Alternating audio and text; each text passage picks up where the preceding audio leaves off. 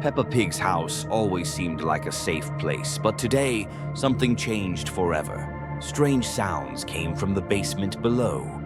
Quiet hissing crept through the walls. Around them, Peppa and George were playing in the living room. A green shadow flickered outside the window. The creeper watched the children from the garden. Its empty eyes glowed in the darkness. George noticed the green creature first of all. He pointed at the window with trembling hand. The creeper slowly approached the house steadily, each step accompanied by ominous, hissing sounds. Peppa tried to call her parents upstairs, but nobody answered her desperate, frightened cries. The house plunged into strange, eerie silence. Only hissing became louder and more threatening. The creeper appeared in the doorway menacingly. Its green skin flickered with threatening light. Children tried to escape through the door, but other creepers blocked their escape route. Creatures surrounded the house from all sides. Their hissing merged into a terrifying symphony. The creeper began to swell and flash. Peppa understood something terrible would happen soon. Suddenly, all creepers froze completely motionless. They were waiting for some special signal. The main creeper made a special sound. Other creatures began to flash in perfect synchronization. Peppa and George pressed against each other. The room filled with bright green light. The creepers disappeared just as suddenly. The house became quiet and empty again, but strange tracks remained on the floor. Green footprints led down to the basement. Children went down the stairs carefully. The basement glowed with green, mysterious light. Cubic blocks stood in the corner. Creeper faces were engraved on their surfaces. Peppa understood the terrible, frightening truth. The house became their territory forever. Parents' voices were heard from upstairs, but their eyes glowed with green light. The family gathered for dinner as usual, but everyone was silent and hissed strangely. The grand, muddy puddle hotel looked perfect for vacation, but something felt wrong from the very first moment. The concierge's smile never changed, even when nobody was looking. His eyes followed every movement with unnatural intensity. Peppa noticed the other guests moved strangely together. They all walked in perfect synchronization like robots. The bellhop carried their luggage to rooms that seemed to shift. Hallways stretched longer than they should. George's toy dinosaur disappeared from their room overnight. It reappeared in the lobby, sitting perfectly still. The elevator buttons pressed themselves, taking families to floors that didn't exist on the directory. Susie Sheep tried to call her parents outside, but every phone connected to hotel reception instead. The dining room served the same meal repeatedly. Yesterday's breakfast appeared again on every plate. Rebecca Rabbit noticed the hotel clocks all showed different times. Some moved backwards, others stood still. The swimming pool reflected faces that weren't really there. Ghostly figures waved from beneath the surface. Pedro Pony found old guest books dating back centuries. The same names appeared over and over. The hotel staff whispered in languages nobody understood. Their voices echoed through empty corridors. Daddy Pig tried to check out multiple times, but the desk always found new reasons to extend stays. The hotel's entertainment program never ended each day. Activities continued endlessly without scheduled breaks.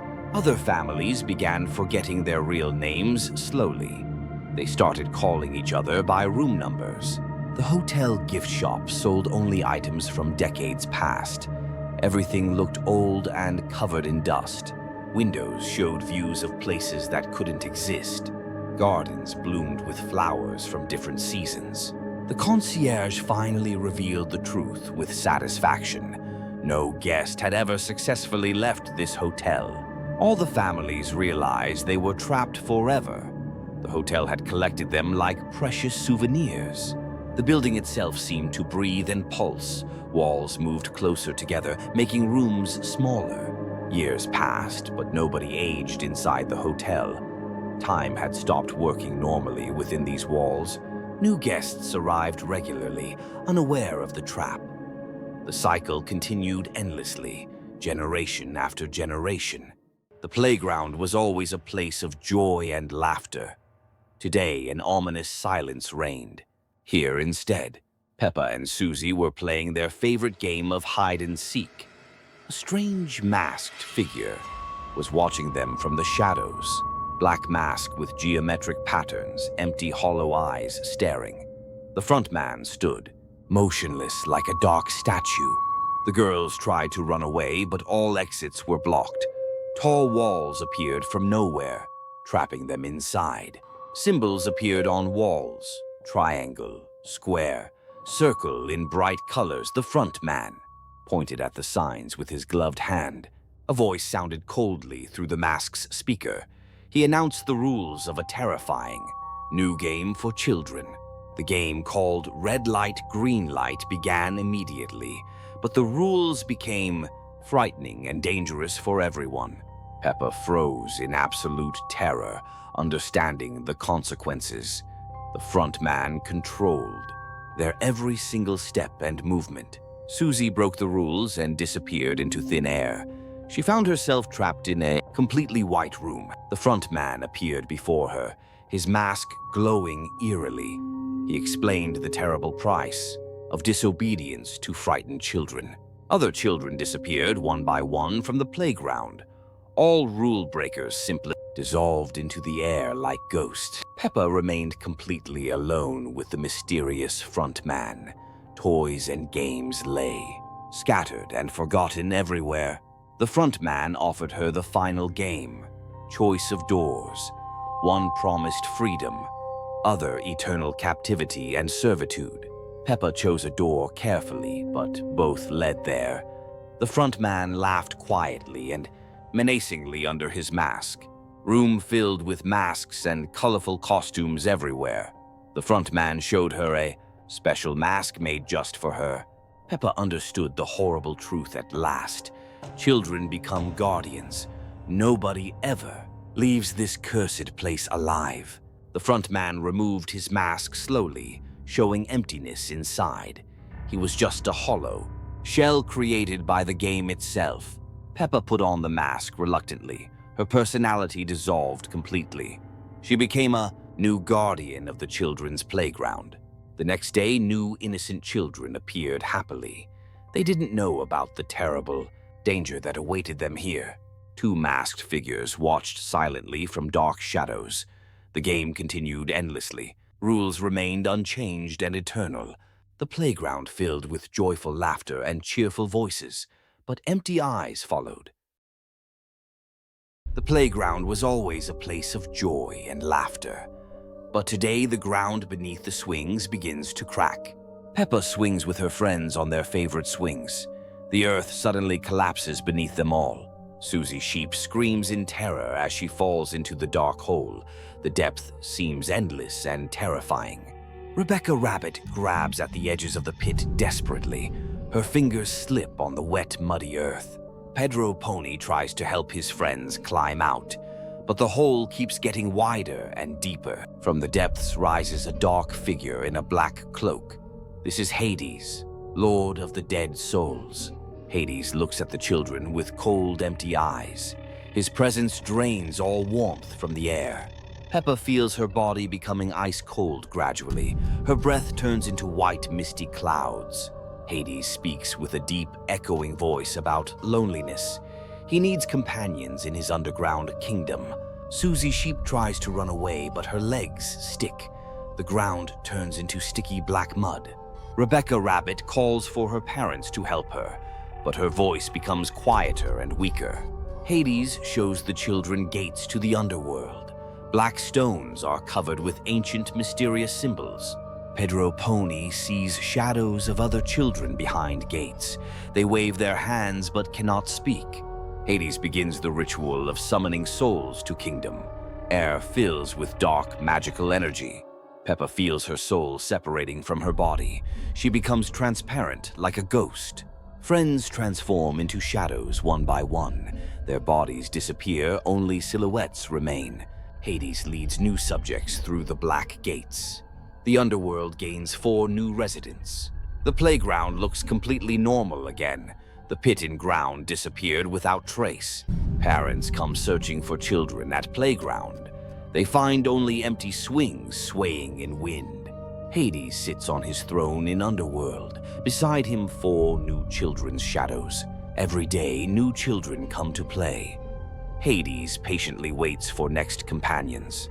The old farmhouse on the hill always looked abandoned, but strange sounds echo from within its rotting walls.